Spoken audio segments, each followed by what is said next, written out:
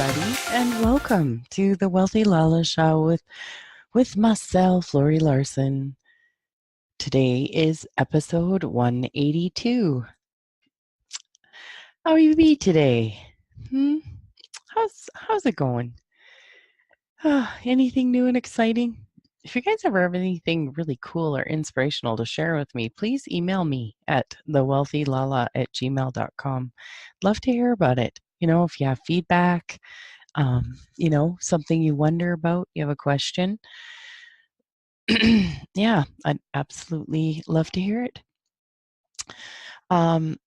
So Anita Moorjani is a lady who wrote a book called Dying to Be Me. So far, it's been one of my most favorite books. I've actually took the time to read it twice, and that's a big thing in my world because I usually have like about 100 books that I could sit there and read at one time. Like through the library, I usually have like 10 requests and I have 7 books at home. And then I have 50 books on my bookshelf and whatever. Laurie must stay off Amazon. Yeah, this year I actually inspired myself to not purchase any books. I did actually at the beginning of the year say, okay, I'm going to give myself, a couple books. I can buy a couple books throughout the year. The rest I got to find through the library or whatever. I managed to go over the couple books already, and I'm actually doing. It was an inspiration to just sort of, kind of put the brakes on a little bit. And what's been really good about the library system is there's a lot of these books that I check them out and I kind of flip through them and I'm like, yeah, no, that was okay. So, and sometimes it was just like one paragraph. I didn't require actually the whole book, which is kind of neat. And so, I just realized I'm going to ask the universe that if there's ever an entire book that contributes to me or something in a book that contributes to me to make it really loud, that would be a book that I would actually purchase. Otherwise, get them through the library system or just say thank you for being another inspirational book that I don't require and then move forward. Like I've talked about the bright, shiny object thing. Oh my gosh.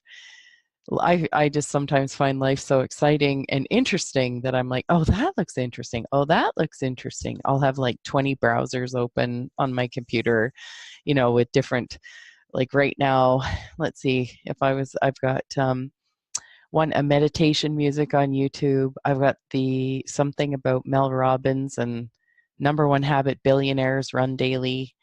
Then a blog on this Thich Nhat Hanh. Oh God, I probably just totally butchered his name. Anyways, he's a monk.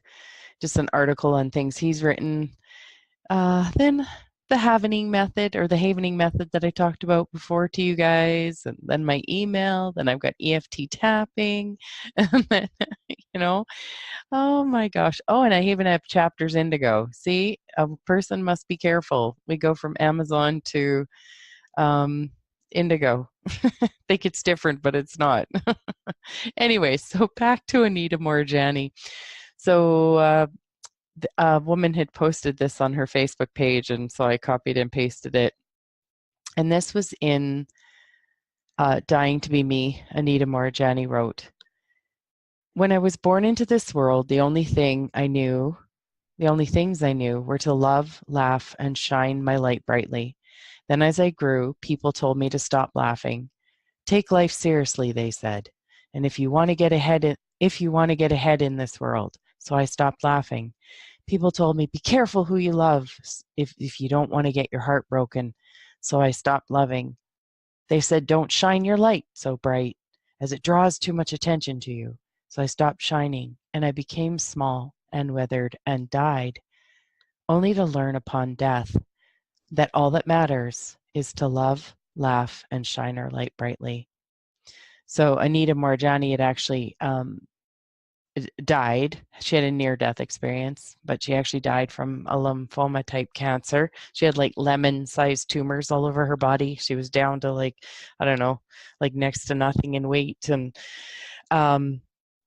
yeah, she died, and then she actually came back. I do forget in this 10 seconds what created the change.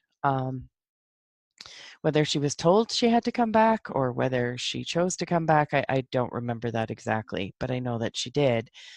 And she does a lot of speaking, and she's written another book. I can't remember the name of it right now. And yeah, are you being you? Are you allowing yourself to love, laugh, and shine your life brightly? Yeah. So, one of Anita talks in her book about how she really believes that her cancer was created from her living in such a fear-based world, like inside of herself, due to her, family of origin, her history, having a good friend around her get cancer, and what she created within herself with that. And I really just wonder, like I know for myself that I had a lot of unhealthy emotions within myself, ones that I'm still continuing to, look at and uncover and release and let go of, so that I can allow myself to choose even more love, laughter, and shining my light brightly, and not take life so seriously. It was interesting because I discovered this weekend through some conversations with my hubby that there's a fight that I have had in my world, like a fight to make everything better yesterday. So when I choose that, it creates an awful lot of intensity in my world, and almost like like if you feel like you need to have something done yesterday, you can perceive that there's not much space in it. It doesn't allow much room for the universe to conspire on your behalf. It doesn't allow for others to contribute to. It definitely does not allow me to be the most constructive sometimes either. That's definitely so.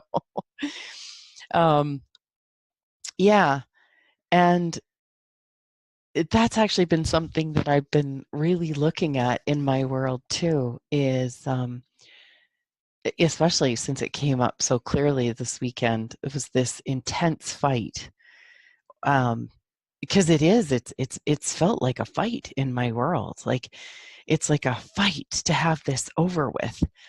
And I don't know if you guys know this, but usually when you go to fight something, you actually, all your attention's on it, and you actually create more of the same.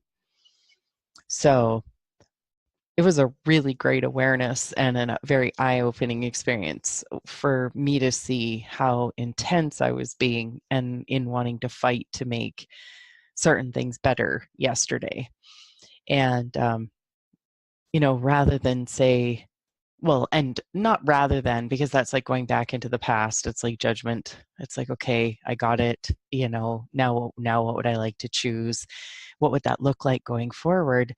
And what it would look like for me, what I like to do for myself is, like, if I was coaching someone else who was having that go on in their world, who was choosing that, who was creating that, what would I say to them?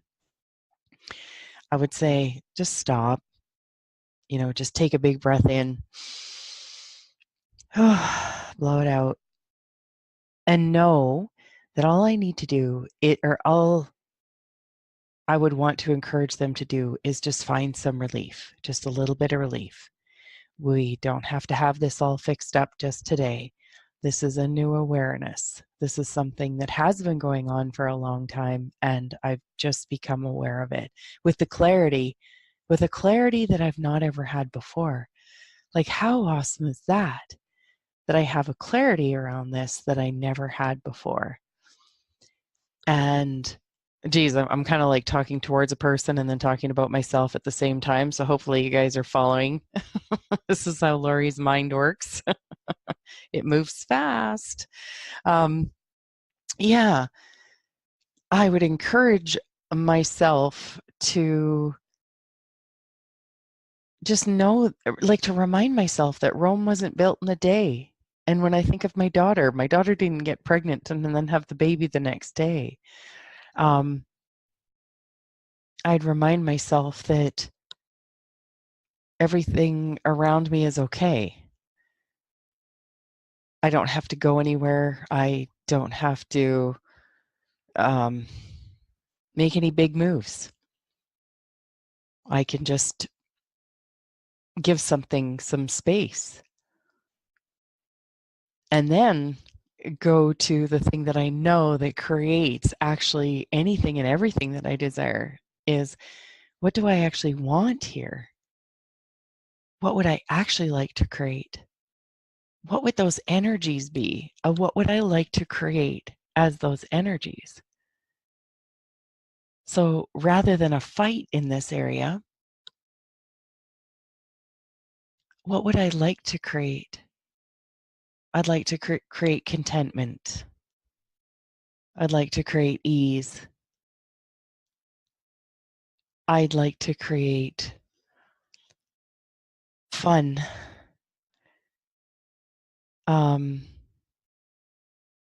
Yeah, what else would I like to create with that? Well, those are a really good start. But do you notice the difference then when I talk about the intensity of the fight versus to where I'm at now? And from listening to Abraham Hicks, one of the things that I do know is when you change the energy, and Dr. Joe Dispenza says the same thing too, when you change the energy, you change like your future, you change the creations. That's what actually changes it. So not the fight, not the push against, but the shifting the energy. I know it seems like it's so simple. Okay, how could you just talk yourself down, just less stressful? And that makes a difference. Yeah, actually, that is the difference. That's actually what you're going for, is the ease, the better feeling thoughts, the ease in your body, the lighter perspective. And then allow yourself to continue with that. And if you start going back into the, if I start going back into the fight again, just stop myself, take a breath. Okay, Rome wasn't built in a day. I don't need to have this all figured out today. I would like to, but I don't need to. Everything's okay. Nothing major needs to be decided right now. And just allowing that space. And then what's interesting is that as I do that, the lighter the thoughts are, the more space that I have with them. It's almost like that, well, it is. It's actually creating more of those kind of lighter feeling thoughts. I'm feeling like the possibility thoughts are increasing. Whew. I know that Abraham Hicks, in their one book, they call it a focus wheel exercise. So if you guys are looking for some kind of exercises to do, Abraham Hicks, it's called Ask and It's Given, Learning to Manifest Your Desires. And it's got like 22 or something different processes in it that help you assist with that, creating the relief, creating the relief, creating the relief. Yeah, that creating the relief is actually what creates the difference. And it kind of reminds me of when I've talked to you guys before about the slide projector. When you want to try and fix the picture that's on the screen, that's going the hard way, but you actually got to go to the projector and change the slide. Well, changing the slide is changing the energy. And once you change the energy, what's on the screen automatically changes. So it's like, what do you want on your slide? So it's allowing yourself, what kind of energy do you want to get yourself, receiving, perceiving, knowing, being, and receiving. What kind of energies would you like to create in your life, even just in this few seconds? And it seems like nothing. It seems like it should be a waste of time. And it's one of the biggest reasons why we're not changing a lot of things in our lives, is because we've bought that that's silly, but that's actually where all like the magic is. And so if we slowed ourselves down and change the energy of things, it would actually change what goes out into the world. It changes what comes to us in the world. So thanks for being there. That actually really changed the energy of what I had going on this weekend. And I'm really grateful. I hope it helped you guys. And if you guys would like to contact me, thewealthylala@gmail.com. Thanks so much. Big hugs. Have an amazing, amazing rest of your day.